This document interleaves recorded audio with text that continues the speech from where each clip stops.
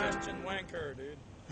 From Montreal. From Montreal. What are you doing in Toronto, Sebastian? I'm being a chaos drunk punk that's trying to get a job. Like, how's the life on the street? Actually, I chose it. My name is Samantha O'Connor, and I'm originally from Kemptville, Ontario, which is a small little hick town outside of Ottawa. Punk is not only a way to dress, it is not a way to dress, it's a fucking mentality. I'm a third-year student at the University of Guelph-Humber, and I'm taking journalism. She told me that some people were making a documentary about her, and I said, oh, what have you done? And she said, I've been through quite a lot. I became homeless because I was born into a really bad situation. My parents, both of them, they met in AA. They're both recovered alcoholics, but they both found a new addiction, which is religion. And my mom basically thinks that everything she does is justified by God. She would throw the line at me from the Bible, spare the rod, spoil the child, which basically means like discipline your children and teach them what's right from wrong. I've been drinking on this corner since September. No, well, actually, no. I've been drinking on this corner since last year. My mom used to beat the crap out of me. She used to beat me with a 2x4. She called it the Board of Education. Her home life at home hasn't been the greatest life to live. Where do you stay? Under the Gardner, for now, because nobody wants to rent me. I live at the YWCA shelter downtown Toronto. So I was in bed one night because I had class at 6 in the morning, and my roommate Stacy comes in, wasted off her ass, looking for a place to get high.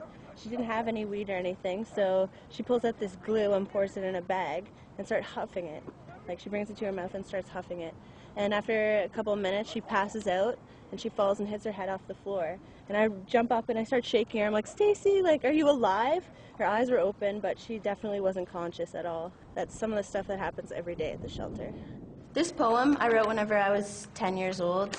Right after a fight with my mom, I remember she slapped me across the face, and my face was burning, and she threw me in my room. I had a lock on the outside of my room, so every time I was bad, my mom would just lock me in there. And I remember sitting in front of the mirror, and I drew myself, and then I wrote this poem. My face is red from sorrow. My eyes are filled with tears. I sit here holding my face as it burns. I hear the voices in my head screaming at me aloud. Oh, I wish today had never come. The stinging is going away. As I draw, I feel better. I'm letting my feelings flow through the pencil. My tears dry all up and I feel safer. For now the screaming has gone softer. My face is still red and my feelings are still down. And I know that people from every background and every aspiration are among the people represented as the people who do not have a place they call home.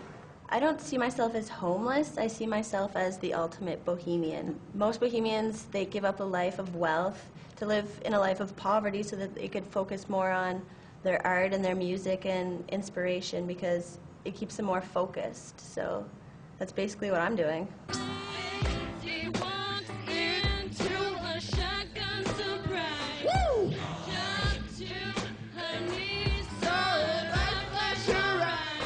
I was 4 years old. I used to go to church, and I hated it because my mom's like crazy evangelical.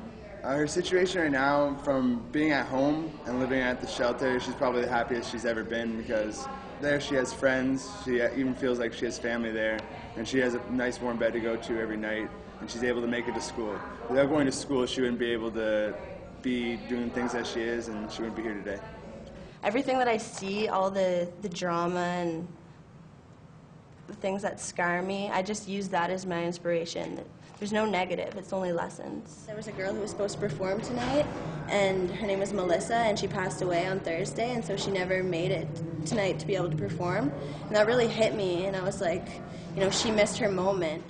Being homeless doesn't really have anything to do with it. As long as you make your friends your home, then I guess you have a family. Keep your spirits up and realize that everything that you're going through is for a reason. You're getting all these trials and tribulations thrown at you so you can learn to become the person that you're destined to be. You're destined to do great things, and just while you're in all the negative, just realize that and use that as inspiration and be like, I'm learning stuff from this and this is making me a better person, and just run with it.